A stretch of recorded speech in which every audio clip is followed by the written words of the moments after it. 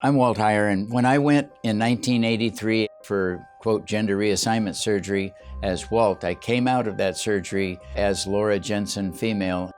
I spent 8 years as a transgender female, totally convinced that being a transgender was the right thing to do until I studied psychology and realized that it's a psychological issue.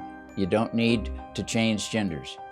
You just need to be redeemed and restored by Christ. I was seeing a therapist, and I told him I wanted to go to church, but I was a little afraid to go to church. And he said, well, let me call my pastor friend, and it's close to where you live. Went into the church, and I was Laura at the time. I was welcomed. I gave my address and phone number in the little welcome book and listened to the message that day. And later on that afternoon, the pastor of the church knocked on my front door, and I opened it, and he didn't say anything. He just stepped inside and said, we don't want your kind in our church.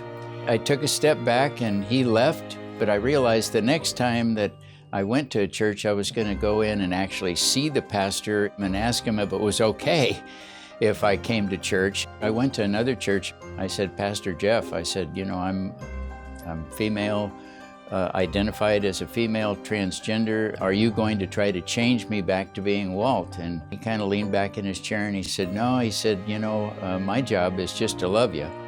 And it's God's job to change you. That's what God does sometimes. With that, I felt comfortable and I started going to that church. That was where I actually found my way back to the Lord and my redemption. To single out people who identify as a transgender person as being something out of the ordinary is a bit perplexing because they just wear their difficulty outside. I just love helping people who are struggling with gender identity, and I help everyone who wants to find a way back and be redeemed and restored.